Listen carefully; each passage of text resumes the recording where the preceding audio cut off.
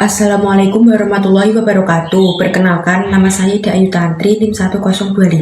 Saya dari kelompok 4. Saya di sini ingin membandingkan antara Undang-Undang Dasar 1945 dengan Undang-Undang Nomor 11 Tahun 2005. Apakah sesuai dengan Undang-Undang Dasar 1945? Menurut kelompok kami, Undang-Undang Nomor 11 Tahun 2005 sudah sesuai dengan Undang-Undang Dasar 1945 karena Undang-Undang Dasar 1945 sudah mencakup satuan-satuan pemerintahan. Pasal Undang-Undang Nomor 11 Tahun 2005 yang sesuai dengan Undang-Undang Dasar 1945 adalah pasal 11, yang dimana pada pasal tersebut menjelaskan bahwa setiap orang atau setiap warga negara itu wajib mendapatkan kelayaan untuk hidup yang termasuk dengan sandang, pangan, papan. Dan apabila semua orang itu tidak mendapatkan kelayakan tersebut, maka pemerintah atau negara wajib untuk memberikan bantuan yang berupa BLT, bansos, dan apabila yang tidak mempunyai rumah itu wajib memberikan subsidi yang berupa perumahan. Yang kedua yaitu pada pasal 12 sama dengan Undang-Undang Dasar 1945 pasal 28H ayat 1, yang dimana pada pasal tersebut menjelaskan bahwa setiap orang atau setiap manusia wajib memiliki pelayanan kesehatan fisik dan mental. Maksud dari itu adalah negara wajib menyediakan pelayanan kesehatan bagi negaranya atau bagi rakyatnya. Apabila pada suatu negara itu warganya tidak mempunyai uang atau tidak bisa berobat karena terkendala uang, maka negaranya tersebut wajib melakukan pelayanan kesehatan atau yang berupa BPJS, KIS, ataupun apapun yang sejenis dengan pelayanan kesehatan. Perkenalkan, nama saya Naila Amelia Putri, NIM 3301. Saya dari kelompok 4. Di sini saya akan membandingkan Undang-Undang Nomor 11 Tahun 2005. Apakah sesuai dengan Undang-Undang Dasar 1945? Undang-Undang Nomor 11 Tahun 2005 Pasal 15 sama dengan Undang-Undang Dasar 1945 Pasal 32 Ayat 1, yang berisi negara memajukan kebudayaan nasional Indonesia di tengah peradaban dunia dan menjamin kebebasan masyarakat dalam memelihara dan mengembangkan nilai-nilai budayanya. Sebagaimana disebutkan di awal pasal 32 ayat 1 Undang-Undang Dasar 1945, secara umum membahas tentang pengembangan kebudayaan Indonesia. Kebudayaan bangsa merupakan konsep baru yang berkaitan dengan kehidupan masyarakat, sehingga menjadi satu kesatuan yang utuh dengan integritas dan identitas tertentu. Secara umum, kebudayaan dapat dibedakan menjadi dua, yaitu yang bersifat fisik dan non-fisik. Kebudayaan yang bersifat fisik artinya berwujud benda konkret yang dapat dipegang, misal benteng, candi, masjid, gereja, pura, kelenteng, istana, rumah adat, dan alat pertanian, dan lain-lain.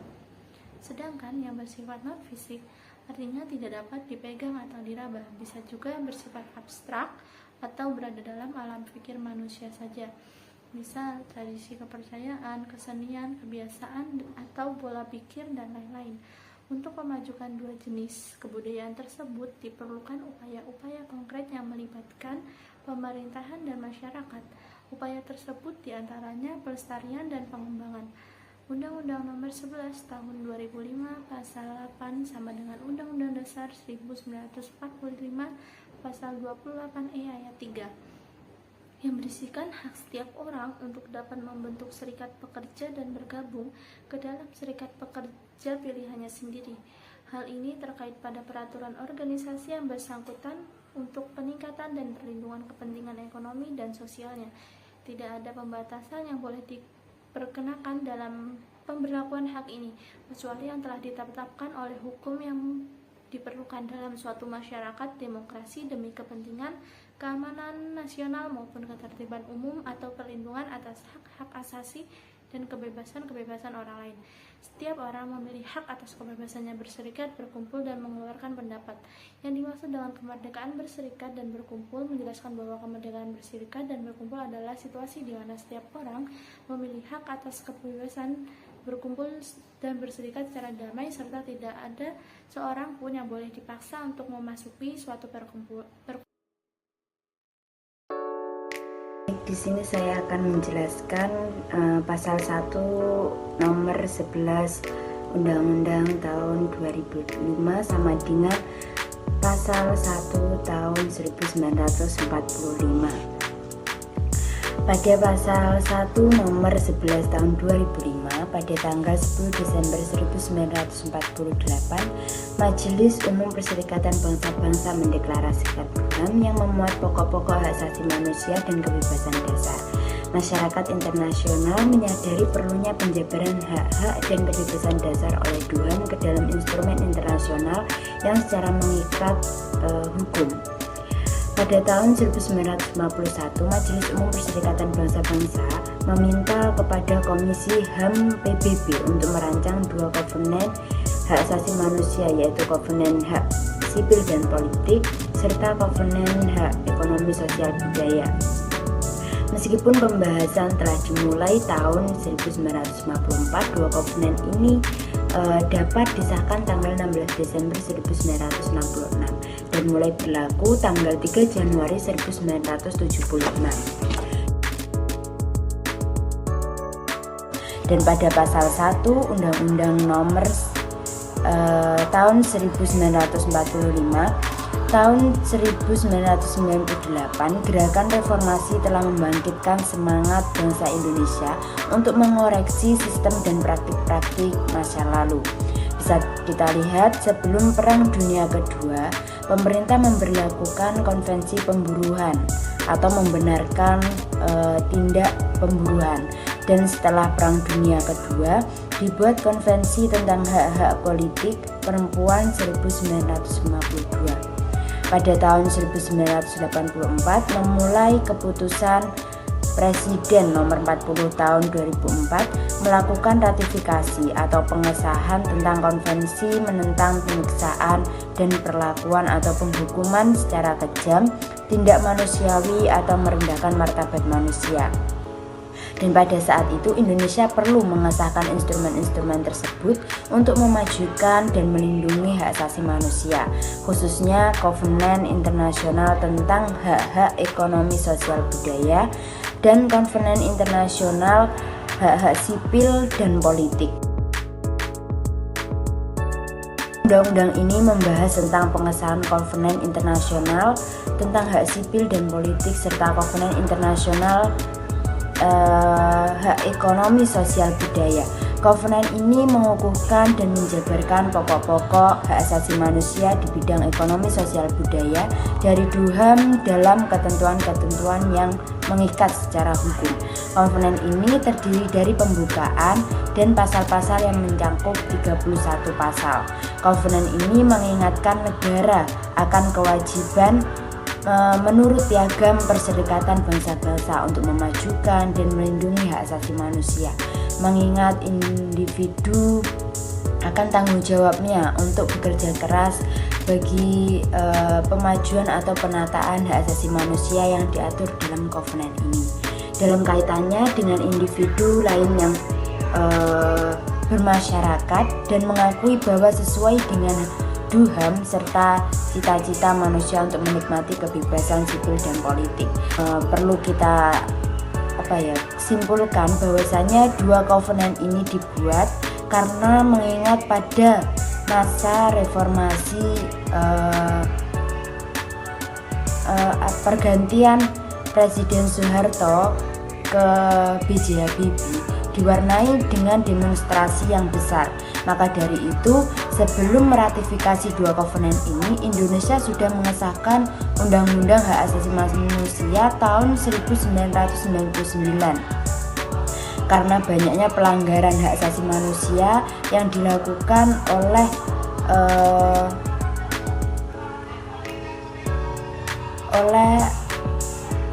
masyarakat pada saat pimpinan Soeharto beralih ke B.J. Habibie. Pelanggaran hak asasi manusia saat pemerintahan Soeharto itu seperti penangkapan aktivis yang bersuara kritis terhadap pemerintah. Pada tahun 1984, Indonesia meratifikasi Konvenen Internasional tentang penghapusan segala bentuk diskriminasi terhadap perempuan dengan Undang-Undang Nomor 7 Tahun 1984. Perkenalkan, nama saya Maratul Kiptia, NIM 1860103231009. Pasal 13 mengatur tentang pemeriksaan anak korban atau anak saksi dalam proses persidangan. Dalam pasal ini diatur mengenai data pribadi anak, latar belakang, tindak pidana, keadaan korban, serta hal lain yang perlu. Pasal 31 mengatur tentang hak dan kewajiban warga negara dalam pendidikan. Pasal 31 ayat 1 menyatakan bahwa setiap warga negara berhak mendapatkan pengajaran. Sedangkan ayat 2 menyatakan bahwa setiap warga negara wajib mengikuti pendidikan dasar dan pemerintah wajib membiayainya. Pasal 15 berbunyi, Presiden memberi gelar, tanda jasa, dan lain-lain tanda kehormatan yang diatur dengan undang-undang. Pasal 32 ayat 1 UU tahun 1945 mengamanatkan bahwa negara memajukan kebudayaan nasional Indonesia di tengah peradaban dunia dengan menjamin kebebasan masyarakat dalam memelihara dan mengembangkan nilai-nilai budayanya. Assalamualaikum warahmatullahi wabarakatuh. Perkenalkan, nama saya Nurlaili Diania Agustina dari kelompok 4. 1. Hak atas pekerjaan dan penghidupan yang layak diatur dalam beberapa perangkat hukum di Indonesia, termasuk Undang-Undang 1945 dan UU Nomor 11 Tahun 2005. Undang-Undang 1945 Pasal 27 Ayat 2 menyatakan tiap warga negara berhak atas pekerjaan dan penghidupan yang layak bagi kemanusiaan. Ini berarti setiap warga negara memiliki hak dasar untuk mendapatkan pekerjaan dan kondisi penghidupan yang sesuai dengan standar menjamin kemanusiaan. Hak ini bertujuan untuk menjaga kesejahteraan ekonomi dan sosial warga negara. 2. Undang-Undang Nomor 11 Tahun 2005 menegaskan Konvensi Internasional tentang Hak-Hak Ekonomi, Sosial, dan Budaya yang dalam pasal 6 dan 7 memberikan rincian tentang hak-hak bekerja, kondisi kerja yang layak, dan upah yang adil. Pasal 6, hak untuk bekerja termasuk kebebasan memilih pekerjaan dan perlindungan dari pengangguran.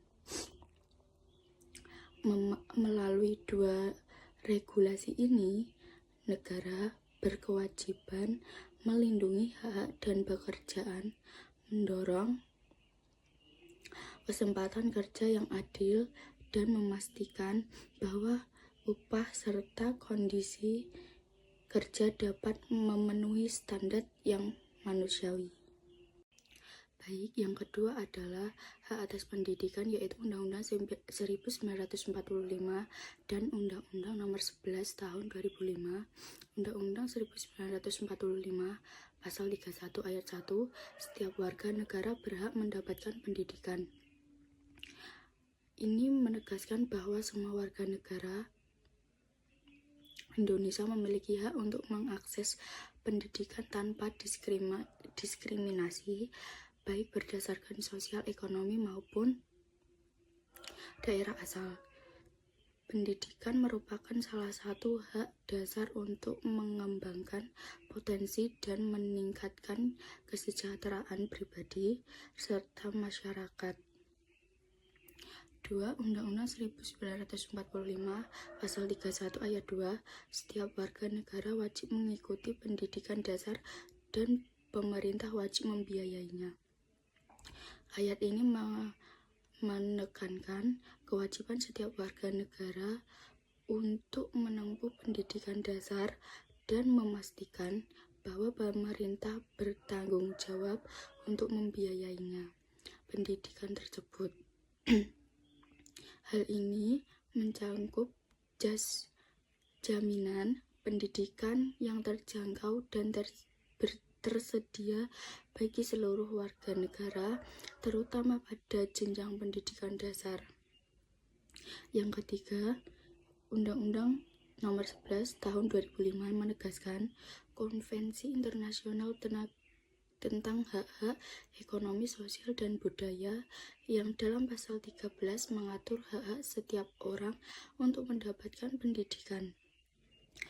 Pasal ini menjelaskan tentang pendidikan dalam mengembangkan penuh kepribadian, kemampuan, serta peran penting pendidikan dalam menghormati hak asasi manusia dan kebebasan dasar.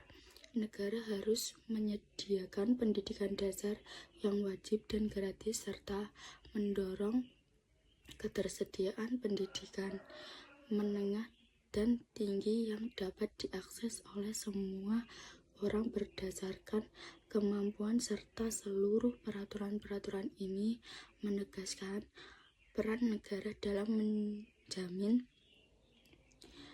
sebagai bagian dari pemenuhan hak-hak asasi manusia dan peningkatan kesejahteraan. Sekian penjelasan dari saya. Apabila ada kurang lebihnya, saya mohon maaf.